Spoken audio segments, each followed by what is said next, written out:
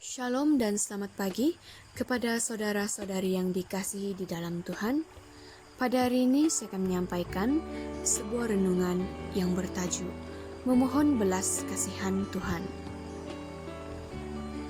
Tidak ada manusia di dunia yang tidak pernah mengalami masalah, baik itu anak-anak, tua, muda, remaja, ataupun pemuda. Namun, masalah itu terkadang membuat kita berpikir, mengapa berat dan seolah tidak ada jalan keluarnya. Semua orang di dunia ingin memiliki hidup sehat, akan tetapi terkadang ujian datang dan kita mengalami sakit dari Tuhan.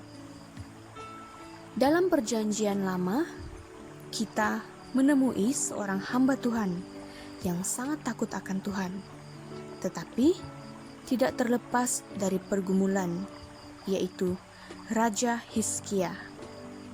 Ia adalah seorang raja yang takut akan Tuhan. Satu kali, dia mengalami sakit keras dan hampir mati.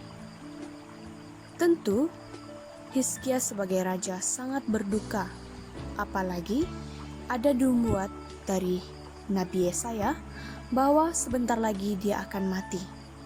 Dan Hizkia hendaknya memberi pesan terakhir sebelum dia mati. Selepas Nabi Yesaya menubuatkan hal seperti itu, maka Hizkia segera menangis dan berdoa. Katanya, "Ah Tuhan, ingatlah kiranya bahwa aku telah hidup di hadapan-Mu dengan setia dan dengan tulus hati, dan bahwa aku telah melakukan apa yang baik di mata-Mu." Dalam 2 Raja-Raja 20 ayat 3.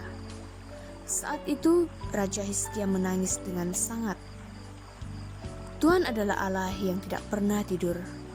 Dia selalu mendengar seruan umat-Nya yang berserah dan berdoa kepadanya. Akhirnya kita melihat Tuhan berbelas kasih, dan Tuhan menambahkan 15 tahun lagi kepada Hizkia untuk hidup, menyenangkan hati Tuhan. Ketika kita ada di posisi Hizkia, ketika menghadapi penyakit yang berat, apa yang ada di benak kita? Pasti kita akan menangis dengan sangat, memohon belas kasih Allah untuk menyembuhkan kita. Ya, kita harus meminta kepada Tuhan, tapi kita tidak boleh memaksa Tuhan untuk menyembuhkan kita. Seperti halnya Rasul Paulus, dia mengalami duri dalam dagingnya. Akan tetapi, penyakitnya sangat berat dan ia meminta kepada Tuhan untuk mencabut duri dalam dagingnya.